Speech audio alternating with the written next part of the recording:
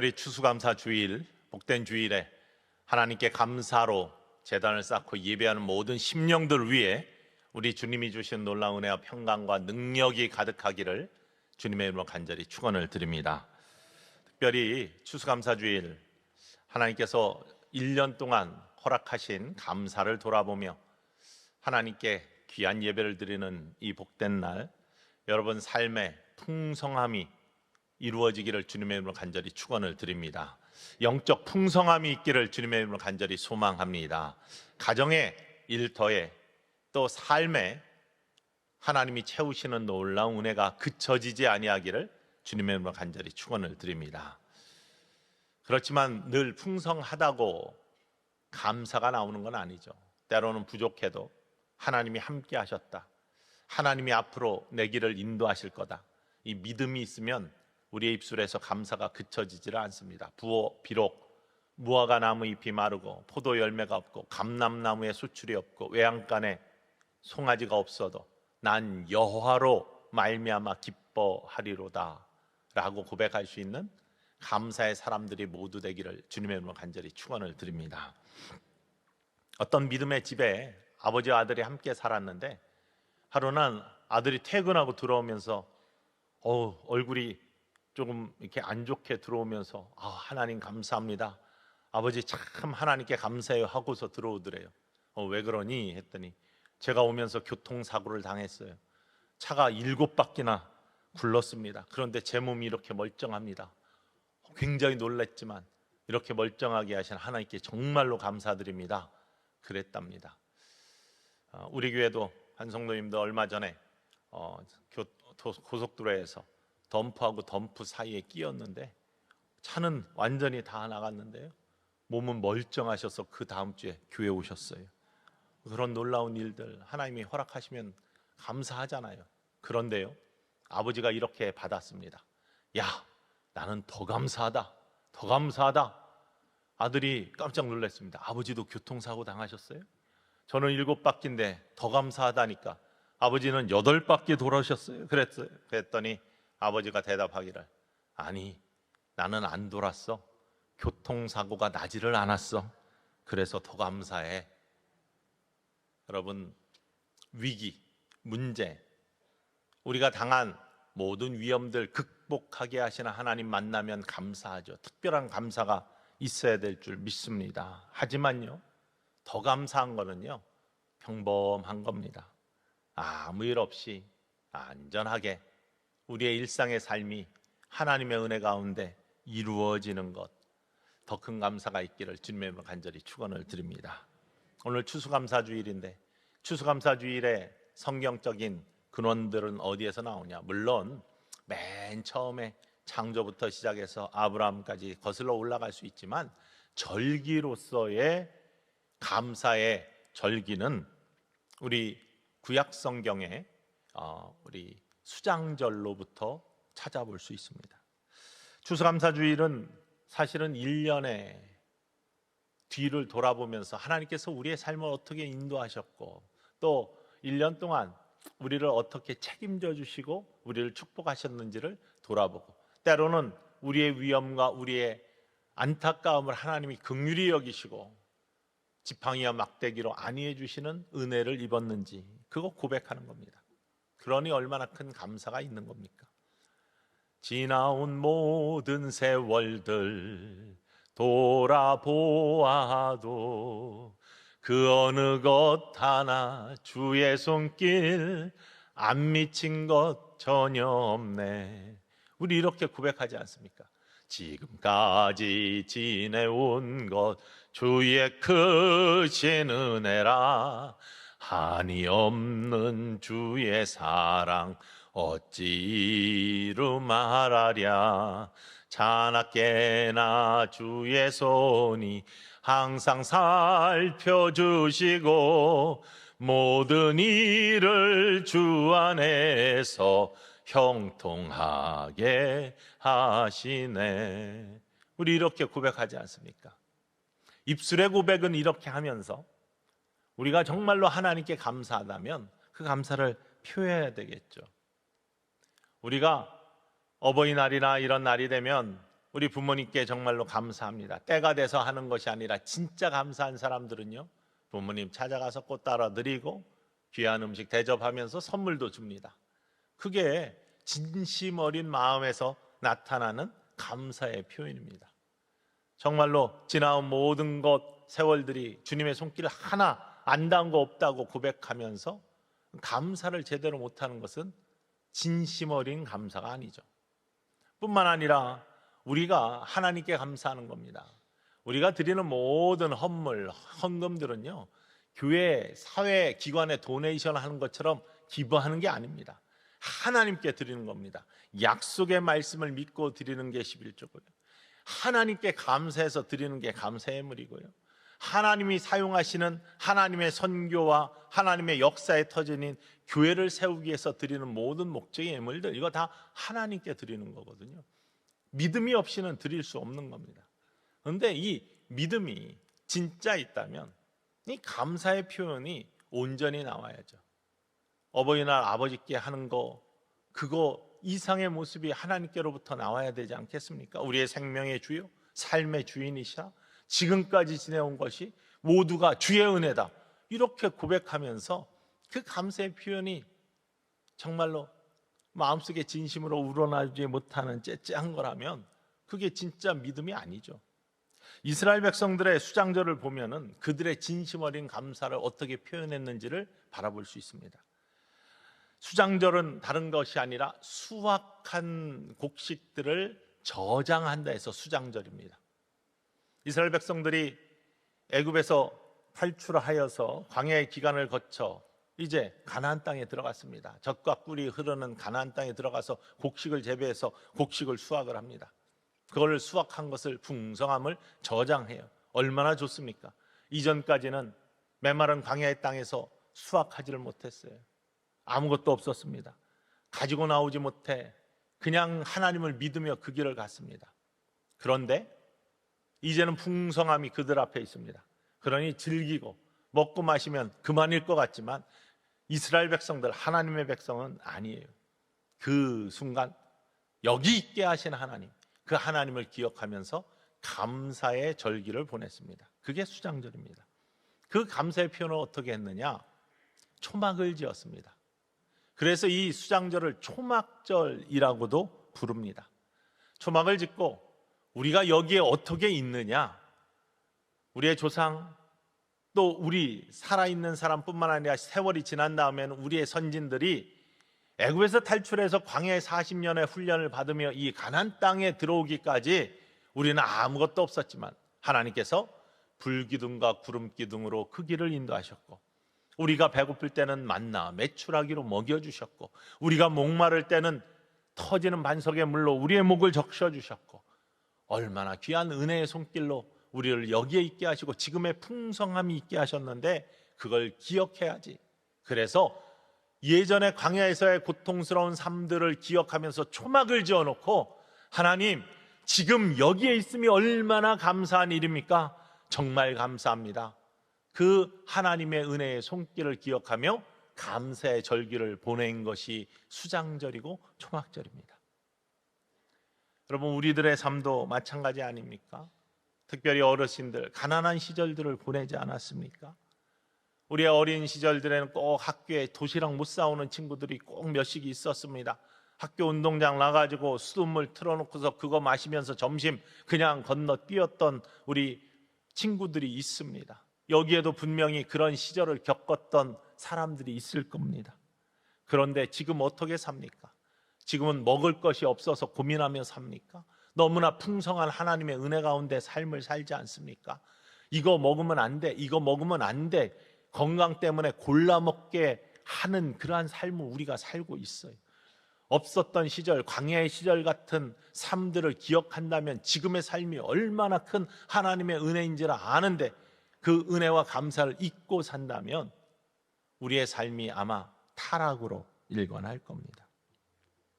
그 귀한 하나님의 은혜의 손길을 기억했던 것이 수장절, 바로 성경에서 이스라엘 백성들이 지켰던 감사의 절기라는 사실이죠. 추수감사절 마찬가지입니다. 미국에서 시작된 추수감사절은요, 이제 이번 주 지나고 돌아오는 목요일이 추수감사절 날이고 교회들은 그 전 주일, 셋째 주일에 보통 추수감사절을 지킵니다. 종교의 자유를 찾아서 메이플라워를 타고서 대서양을 건너가지고 미국 땅에 도착한, 보스턴 지경에 도착한 사람들, 혹독한 추위를 만나서 병에 걸리고 추위를 견디지 못해서 도착한 사람들의 절반가량이 그 겨울에 죽었습니다. 친구들을 잃었습니다. 가족을 잃었습니다. 얼마나 안타깝고 고통스러운 나날이었겠습니까? 그런데 봄이 오자 인디안들의 도움을 받아가지고 씨앗을 뿌렸어요. 열심히 가꾸었어요. 그리고 그 고난들을 이겨가면서 추수를 했습니다. 어려움과 아픔과 눈물이 있었어도 그 가운데 그래도 도우신 하나님의 손길 때문에 우리가 남은 자들이 여기 있습니다. 여기 있습니다. 다 상황은 다릅니다. 더 큰 고통이, 이스라엘 백성들은 그래도 하나님께서 훈련시키시면서 만나 메추라기로 또 반석의 물로 또 쓴물이 단물로 변하게 하시는 하나님의 기적의 손길로 계속 인도하시고 지켜주셨지만, 첫 해를 맞이한 유럽에서 건너온 미국으로 온 청교도들은요, 절반이 죽어나가고 정말로 심한 고통 속에 있었어요. 그것들을 이겨나가며, 신앙으로 이겨나가며 마지막에 열매를 바라보며 가장 먼저 한 게 여기에 지금이 있게 하신 하나님, 열매가 있게 하신 하나님, 그 하나님께 감사합니다. 이게 추수감사절의 의미 아닙니까? 하나님의 인도하심을 고백하는 모습들.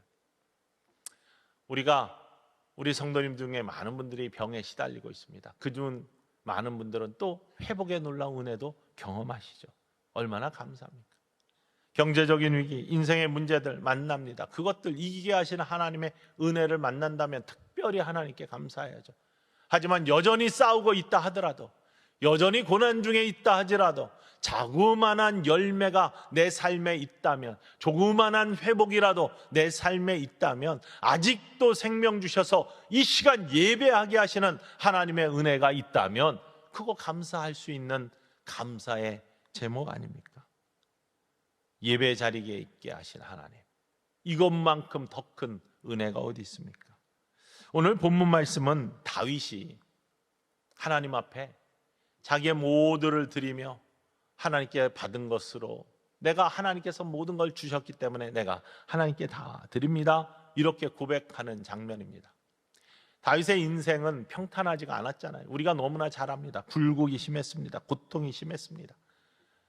골리앗을 물리친 다음에 그가 전쟁에 나가는 곳곳마다 승리하면서 다윗은 만만, 사울은 천천, 백성들이 다윗을 칭송하자 사울이 분노를 샀고 시기를 사서 사울 왕이 다윗을 죽이려고 합니다.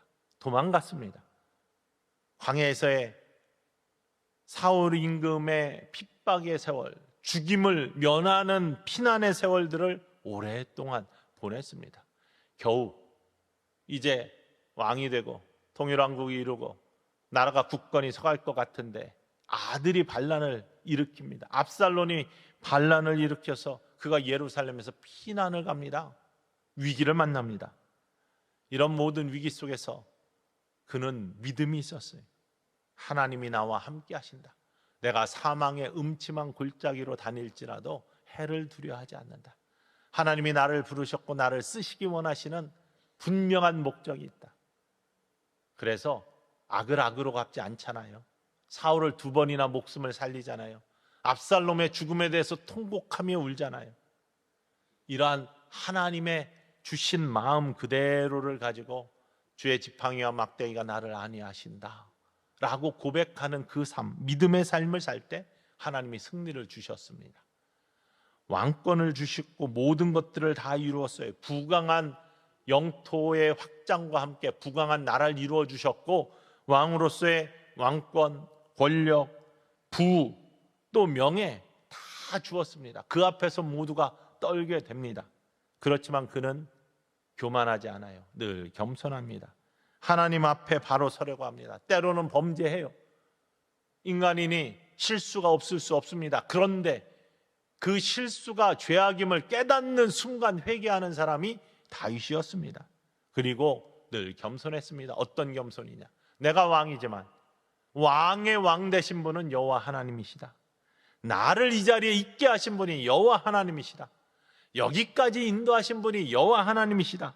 이 신앙의 고백은 결코 잊지 않았다는 거예요. 그래서 그는 좋은 궁궐, 왕궁에 살았잖아요. 좋은 궁궐에서 살면서 백향목으로 지어진 좋은 궁궐에서 향내나는 그 냄새를 맡으며 살면서 늘 미안했어요. 하나님의 성전 먼저 지어야 되고 하나님께 먼저 감사해야 되는데 이 왕궁이 내게 먼저 있는 거에 대해서 미안한 마음이 늘 있었어요. 그래서 성소를 지으려고, 성전을 지으려고 늘 하나님께 서원하며 그 일을 추진을 하는데 하나님이 늘 막으셨어요. 왜? 내 손에는 피가 너무 많이 묻었어. 사람을 너무 많이 죽이고 전쟁에 많이 참여했던 내 손, 피 묻은 손으로 나의 거룩한 성전이 지어지기 원치 않아. 너의 다음 솔로몬에게 성전을 지을 기회를 넘겨줘. 다윗의 위대함은 순종입니다. 거기에 순종해요. 그래도 미안한 마음은 끊어지지 않았어요. 그래서 솔로몬이 알아서 하겠지가 아니라 솔로몬이 성전이 지을 수 있도록 그에게 주신 하나님의 모든 부를 하나님의 성전을 짓는 예물로 다 내놓습니다. 성전을 지을 준비를 할 수 있도록 다윗 임금이 백성들과 함께 혼자 하는 게 아니에요. 우리나라가 지금 여기 있는 것, 우리의 왕국이 이렇게 세워진 것, 우리 이스라엘이 다른 민족이 업신여기지 못한, 이전에는 매일 쳐들어왔잖아요. 사사시대 보세요. 이스라엘이 밥이었습니다. 농사 져놓으면 다 가져가고 다 쓸어가고. 그런데 이제는 멸시하지 못하는 민족이 되게 한 거 하나님의 은혜 아니냐? 우리 모두 알지 않느냐? 그러니 하나님께 감사하자. 우리 모든 사람들 다 주신 것이 하나님의 은혜이니 하나님께 드리자.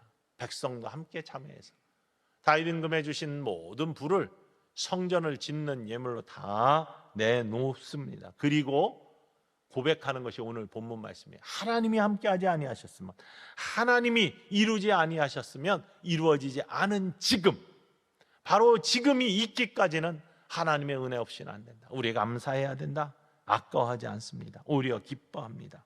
그 이유는요, 오늘 본문 말씀에 이렇게 나옵니다.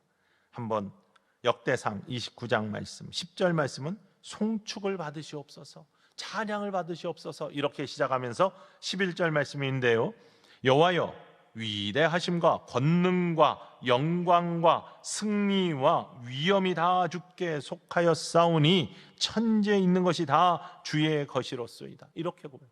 이 모든 것이 다 주님의 겁니다. 예전에는 왕 것이잖아요. 짐이 곧 왕이다 뭐 이런 거 아닙니까? 그런데 짐이 왕이 곧 나라다 이게 아닙니까? 그런데 다윗 임금은요, 이 모든 것이 다 하나님 겁니다. 여호와여 주권도 좋게 속하였사오니 주는 높으사 만물의 머리이심이니이다. 세상의 모든 주인이 하나님이십니다. 무엇으로부터 이것이 왔는지에 대한 분명한 고백이 다윗에게 있었어요. 그것이 위대한 신앙 고백의 출발입니다. 그러면서 12절입니다. 함께 읽어볼까요? 부와 귀가 주께로 말미암고 또 주는 만물의 주제가 되사 손에 권세와 능력이 있사오니 모든 사람을 크게 하심과 강하게 하심이 주의 손에 있나이다. 예, 부와 귀가 주께로 말미암고 주는 만물의 주제가 되셔서 모든 권세, 능력 이거 다 주님께 있습니다. 그래서 사람을 높이시는 것, 사람을 낮추고 높이시는 것, 이거 다 주의 손에 있는 겁니다. 나를 높이셔서 왕으로 만든 분도 하나님이시요, 때로는 고난을 당하고 나의 마음속에 또 하나님이 어떤 분이신지를 때때로 고난 속에서 깨닫게 하신 분도 바로 하나님이십니다. 이 고백을 온전히 하고 있는 거예요. 모든 것이 주의 손에 달려 있습니다. 우리가 우리의 힘으로 뭔가를 하는 것 같지만요, 하나님이 함께 하시고 하나님이 안내하시고 하나님이 축복하시고 하나님이 그 길을 먼저 열어주지 아니하시면 우리의 길이 열리지 않습니다. 그 믿음이 저와 여러분에게 분명히 있기를 주님의 이름으로 간절히 축원을 드립니다. 그러면 14절 말씀에 뭐라고 합니까? 같이 읽읍시다. 나와 내 백성이 무엇이기에 이처럼 즐거운 마음으로 드릴 힘이 있었나이까. 모든 것이 주께로 말미암았사오니 우리가 주의 손에서 받은 것으로 주께 드렸을 뿐이니이다. 모든 것이 주께로 말미암았으니 우리가 주의 손에서 받은 것으로 주께 드림이 합당하다라고 하면서 그렇게 고백하는 것이 다윗의 고백입니다. 하나님이 주셨습니다. 정말로 하나님이 주셨으니 하나님께 드립니다. 이게 온전한 믿음의 사람들이 하는 감사의 표현이고, 그 속에 담겨있는 진실된 믿음의 감사의 표현은 넉넉하게 내 꾀에 다 하나님으로부터 온 거니 하나님께 드립니다. 넉넉한 마음으로 드리는 모습입니다.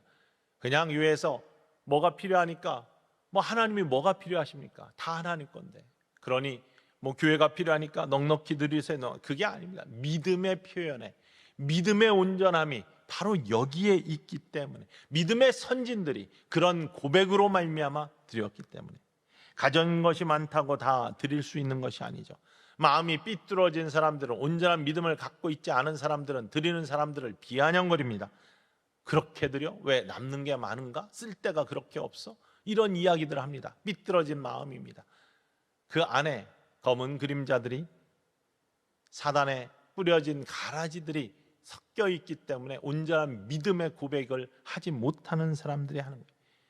뿐만 아니라 드려짐에 있어서 주변의 사람들의 눈치를 보는 거, 이거 온전한 믿음 아닙니다. 하나님께 드리는 건데요, 하나님이 나를 축복하시고 하나님이 나에게 주셨고 하나님이 나를 사랑하심에 대한 온전한 믿음 고백 때문에 드리는 것이 감사의 제단입니다. 그리고 그런 사람들은요, 온전히 드립니다. 얼마 전에 목회자 어떤 모임을 갔는데, 거기에서 10년 만에 개척을 해가지고 5층짜리 빌딩을 사서 하나님께 이렇게 올려드리는 그런 일들을 준비하고 있는 교회, 굉장히 부흥을 했어요. 그러면서 여러 가지 말씀을 하는데, 그 목사님이 뭐라고 하냐면, 젊은 목사님인데, 저는 10년 동안 옥합을 4번을 깼는데 돈이 항상 통장을 스쳐갑니다 그러더라고요. 제 통장에는 돈이 쌓인 적이 없습니다. 그런데 그런 사람을 통해서 하나님이 일하시는 것을 바라볼 수 있잖아요. 그 사람이 먹지 못합니까? 그 사람이 입지 못합니까? 저는 개척을 하면서 항상 늘 그래도 걱정한 것이 뭐냐면, 교회 통장, 저희 집에 통장에 바운스 나는 거, 이렇게 다 떨어지는 거, 이런 것들이 처음에는 걱정이 되더라고요.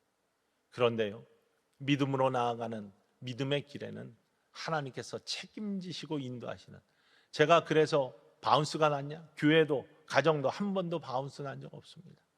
하나님께서 늘 어떤 방법이라도 채워주시는 은혜를 늘 경험합니다. 그러니 감사의 고백이 더 나오고 더욱더 감사하니 하나님이 더 크게 쓰십니다.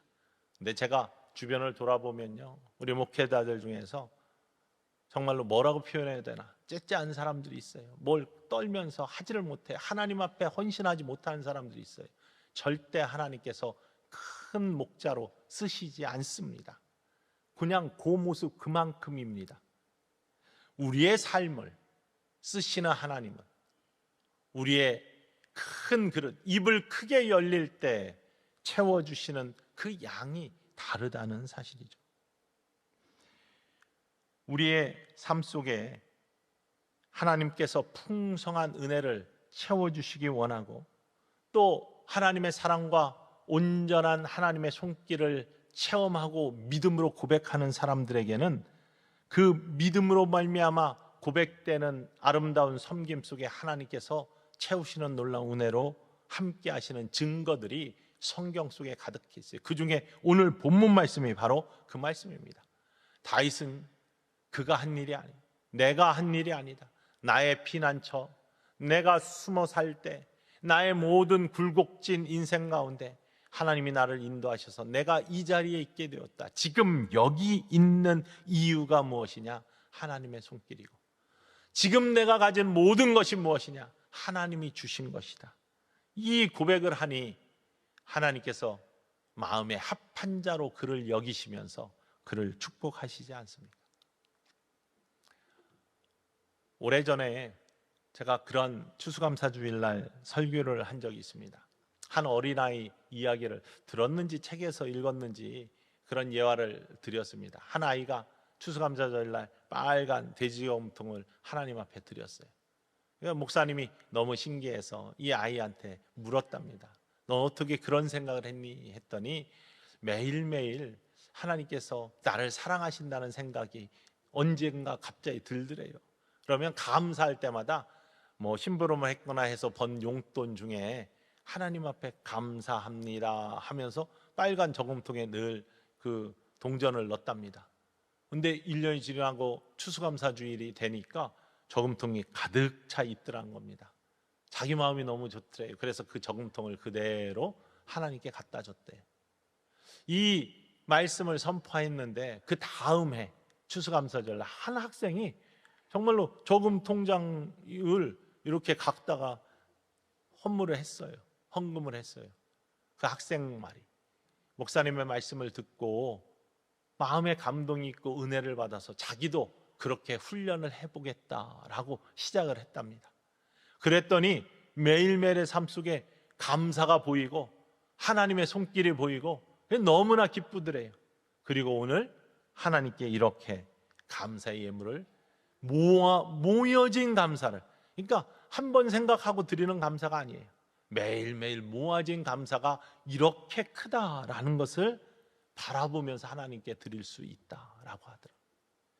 여러분, 우리도 100일 동안 감사 노트를 쓰자고 했습니다. 왜 쓰자고 하냐? 매일매일의 감사가 모아지면요 큰 감사가 되는 거예요. 한 번 돌아보는 감사가 아니라 그 모아진 감사를 바라보며 정말로 하나님이 나의 삶의 주인이시구나, 나를 이렇게 인도하시는구나, 나에게 이러한 감사의 모습들을 고백하게 하시는구나, 이것들을 바라볼 수 있습니다. 하나님의 손길, 하나님의 동행하심, 이 경험한 이 친구를 하나님이 어떻게 하시겠습니까? 평생 저는 축복하시리라 믿습니다. 반드시 축복해 주셔야 돼요. 이런 친구들이 온전한 하나님의 축복의 사람이 되지 않으면 누가 세상을 빛나게 만들고 아름답게 만들겠습니까? 저는 올해 가장 감사한 것이 무엇인지를 말씀 준비하면서 한번 돌아봤습니다. 물론 특별한 감사의 제목들도 많아요. 우리의 성도님들 많은 분들 정말 어려움 속에서 회복의 놀라운 역사를 주신 하나님의 은혜도 있어요. 코로나 걸렸는데 무사히 넘어가 건강을 되찾은 분도 많고, 암에 걸렸는데 암을 이겨내면서 치유하고 완쾌된 그런 분들도 참 많습니다. 얼마나 좋습니까? 특별한 감사, 특별한 하나님의 사건에는 특별한 감사가 있어야죠. 그런데요, 저는 돌아보니 가장 감사한 게 우리 교회가 다른 교회처럼 싸움박질 안 하고 평안하게 든든히 서가게 하신 그냥 평탄한 하나님의 인도하심이 가장 감사하더라고요. 우리 가정이 어떠한 풍파도 없이 그냥 평범하게 하나님의 은혜 가운데 잘 거한 것이 가장 감사하더라고요.